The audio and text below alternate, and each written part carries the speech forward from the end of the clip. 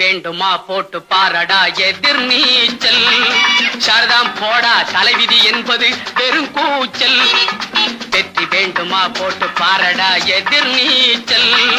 சாரதாம் போடா தலைவிதி என்பது வெறும் கூச்சல். எண்ணி துணிந்தால் இங்கு என்ன நடக்காதது, கொஞ்சம் முயன்றால் இங்கு எது கிடைக்காதது.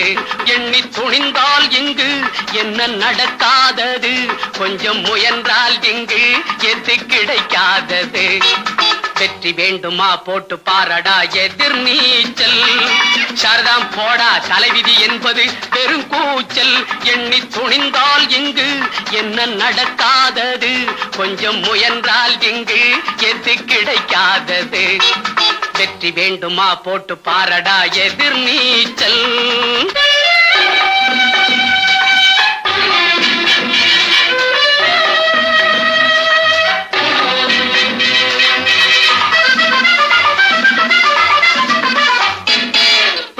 பெறுகிற அம்மாவுக்கு 10 மாசமும் எதிர் நீச்சல். பிறக்கிற குழந்தை நடக்கிற வரையில் தரையில் போடுவது எதிர் நீச்சல். பிள்ளைய பெறுகிற அம்மாவுக்கு 10 மாசமும் எதிர் நீச்சல். பிறக்கிற குழந்தை நடக்கிற வரையில் தரையில் போடுவது எதிர் நீச்சல். பள்ளிக்கு பள்ளி இடத்துக்கு அலையும் அப்பனுக்கு அதுதான் எதிர் நீச்சல். பிள்ளைக்கு எப்படி இடம் கிடைச்சாலும் பரீட்சை வந்தால் எதிர் நீச்சல். பிள்ளைக்கு எப்படி இடம் கிடைச்சாலும் பரீட்சை வந்தால் எதிர் நீச்சல். பாட்டை கேட்டீங்களா? இந்த சார்ஹூட் இந்த பாட்டுல வர்ற மாதிரியே இங்க ஒரு தாத்தா எதிர்நீச்சல் போடுறாரு. எதுக்காக எதிர்நீச்சல் போடுறாருன்னு பார்க்கலாமா friends? Are you ready to hear this interesting story? மனிதன் இயற்கையோடு போராடிக் கொண்டே இருக்கிறான். சில நேரங்களில் வெற்றி பெறுகிறான், சில நேரங்களில் ஆனால் முயற்சிகள் என்றும் ஓய்வதில்லை. இயற்கையோடு நடத்துகிற போராட்டமே அவன் வாழ்வை அமைக்கிறது. போராடுவதில் மகிழ்ச்சியும் வெற்றியும் இருக்கிறது. மீன் பிடிக்க போராடும் மீனவர் ஒருவரின் கிழவனும் கடலும், தி ஓல்ட் மேன் அண்ட் தி சீஷூட் ஆங்கில புதினம் தமிழில் மொழிபெயர்க்கப்பட்டுள்ளது. இந்நூல் 1954 நோபல் பரிசு பெற்றது. இந்நூலின் ஆசிரியர் எர்னஸ்ட் ஹெமிங்வே. இயற்கைக்கும் மனிதனுக்கும் இடையே நடக்கும் போராட்டமே இந்த கதை. இக்கதையின் நாயகன் சாண்டியா வயது முதிர்ந்த மீனவர். அவர் முன்பெல்லாம் கடலுக்குச் சென்றால் மீன் இல்லாமல் திரும்ப மாட்டார். ஆனால் கடந்த எண்களாக ஏனோ அவருக்கு ஒரு மீனும் கிடைக்கவில்லை. மனோலின் என்னும் சிறுவன் மீன்பிடிக்க கற்றுக்கொள்வதற்காக முதல் 40 நாள்களும் அவருடன் கடலுக்கு வந்தான். அவன் அவருக்கு வேண்டிய உதவிகள் செய்ததோடு பேச்சுத் துணையாகவும் இருந்தான். அவரோடு கடலுக்கு போனால் ஒரு மீனும் கிடைப்பதில்லை என்று அவனை வேறு படகிற்கு அனுப்பிவிட்டனர் அவனது பெற்றோர். இப்போதெல்லாம் தனியாகவே மீன்பிடிக்கச் செல்கிறார் சாண்டியாகோ. அன்று 85வது நாள். கடலுக்கு மீன்பிடியாகோ கடலுக்கு மீன்பிடிக்கச் செல்கிறார் சாண்டியாகோ. எனக்கு மீன்கள் கிடைக்கவே கிடைக்காது என்று எல்லோரும் சொல்கிறார்கள். அதை மாற்றிக் காட்ட வேண்டும். தூண்டிலிட்டுக் காத்திருக்கிறார். தனியாக வந்திருக்கக்கூடாது. பேச்சுத் துணைக்கு மனோலின் இருந்தால் எவ்வளவு நன்றாக இருந்திருக்கும். அடுத்த நாள் காலை. இரவு முழுவதும் கடலில் இருந்துவிட்டேன். ஒரு மீனும் சிக்கவில்லையே. ஆனது ஆகட்டும். இனி நான் மீன் இல்லாமல் கரை திரும்பப் போவதில்லை. நண்பகல். தூண்டில் கயிறு அசைகிறது. அடடே, தூண்டில் கயிற்றை ஏதோ இழுப்பது போல் இருக்கிறதே. ஏதோ மீன்தான் வந்திருக்கும் என நினைக்கிறேன். வா வா மீனே, தூண்டில் முள்ளில் உனக்காகச் சூறை மீனை மாட்டி வைத்திருக்கிறேன். சாப்பிடு சாப்பிடு. அப்போதுதானே நீ என்னிடம் மாட்டுவாய். வா வா. அப்படித்தான். வா. தூண்டிலில் மீன் சிக்கிக் கொள்கிறது. தூண்டிலை வேகமாக இழுக்கிறதே. நிச்சயமாக இது பெரிய மீனாகத்தான் இருக்க வேண்டும். மீனைப் படகுக்குள் இழுக்க முயற்சி செய்கிறார். முடியவில்லை. மீனே, ஏன் இப்படி தூண்டிலை இழுக்கிறாய்? என்னையும் கடலுக்குள் இழுத்துத் தள்ளிவிடப் பார்க்கிறாயா? மீன் நீருக்கு மேலே வருவதும் மூழ்குவதுமாக இருக்கிறது. மேலேயும் வராமல் ஆழத்திற்கும் செல்லாமல் படகை எங்கோ இழுத்துக்கொண்டே போகிறதே. இருக்கட்டும், இருக்கட்டும். எப்படியும் மேலே வந்துதானே ஆகஸ்ட் வேண்டும். மாலை நேரம்.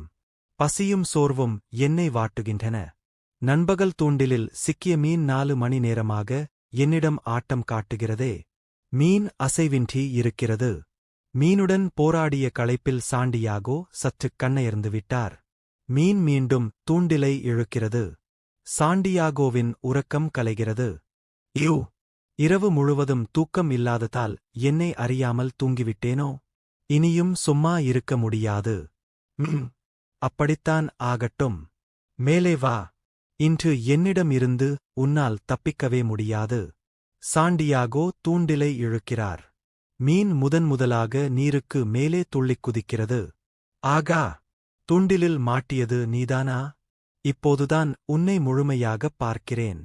அடேயப்பா, எவ்வளவு பெரிய மீன்! மீன் படகைச் சுற்றி வட்டமிடுகிறது. ஏ மீனே, படகைச் சுற்றிச் சுற்றி ஏன் இப்படி வட்டமிடுகிறாய்? நில், நில். என் வலிமையை எல்லாம் திரட்டி உன்னை எதிர்க்கப் போகிறேன். மீண்டும் மேலே வருகிறாயா? விடமாட்டேன். நீ எவ்வளவு பெரிய மீனாக இருந்தாலும் எனக்குக் கவலையில்லை. என் உயிர் உள்ளவரை உன்னுடன் போராடி வெற்றி பெறுவேன். நான் சாப்பிடவும் இல்லை, தூங்கவும் இல்லை. இத்தனை மணி நேரமாக உன்னுடன் போராடுகிறேனே. ஏன் இப்படித் துள்ளுகிறாய்? உன் உயிரைக் காப்பாற்றிக் கொள்ள நீ போராடுகிறாய். நான் என் இலக்கை அடையப் போராடுகிறேன். இந்தப் போராட்டத்தின் முடிவில் ஒன்று நான் உயிரோடு இருப்பேன் அல்லது நீ இருப்பாய். மீன் படகுக்கு அருகில் மேலெழும்பிக் குதிக்கிறது. சாண்டியாகோ ஈட்டியால் மீனைக் குத்துகிறார். இறுதியாக உன்னைக் கொன்றுவிட்டேன். இனிமேல்தான் நிறைய வேலை இருக்கிறது. கயிறுகளில் சுருக்குகள் போட வேண்டும். மீனின் நீளம் அதிகமாக இருந்ததால் அதை படகின் பக்கவாட்டில் கட்டுகிறார். எனக்கு மீன் கிடைக்காது என்று எல்லோரும் சொன்னார்கள். பார்த்தீர்களா? வலை இல்லாமல் இவ்வளவு பெரிய மீனை யாராவது பிடித்தது உண்டா? விடா முயற்சியின் பயனை இன்று நான் உணர்ந்தேன். அப்போது படகை நோக்கிச்சுறா மீன் வருகிறது. நான் பிடித்த மீனைச் சாப்பிடவா வருகிறாய்? என் ஈட்டிக்கு நீயும் இரையாக வேண்டியதுதான். மேலும் சில சுறா மீன்கள் வருகின்றன.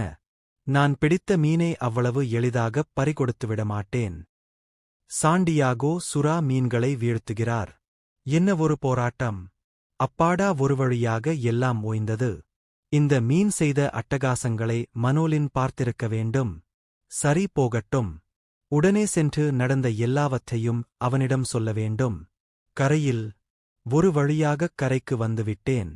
மிகவும் களைப்பாக இருக்கிறது. சரி, படகை இழுத்துக் கட்டுகிறேன். படகோடு இருந்த மீனை பார்க்கிறார். ஆ, என்ன இது? சுறாக்கள் தின்றது போக கடைசியில் மீனின் தலையும் அதன் எலும்பும்தாம் மிஞ்சியுள்ளனவா? வீட்டில் சாண்டியாகோவைக் காண மனோலின் வருகிறான். தாத்தா, உன்னை பார்க்கத்தான் ஓடோடி வந்தேன். அடேயப்பா, எவ்வளவு பெரிய மீன் அது! மீன்பிடிப்பதில் பெரிய வீரன் தாத்தா நீ. மனோலின், நான் பிடித்த மீனை நீ பார்த்தாயா? கடைசியில் எலும்பும் தலையும்தான் மிச்சம். அதனால் என்ன தாத்தா? உன் திறமையும் விடாமுயற்சியும் வென்றுவிட்டதே. இனி உன்னை யாரும் பழித்துப் பேச முடியாது. தாத்தா, உன்னிடம் கற்றுக்கொள்ள வேண்டியவை நிறைய இருக்கின்றன. இனி நான் உன்னோடுதான் மீன் பிடிக்க வருவேன்.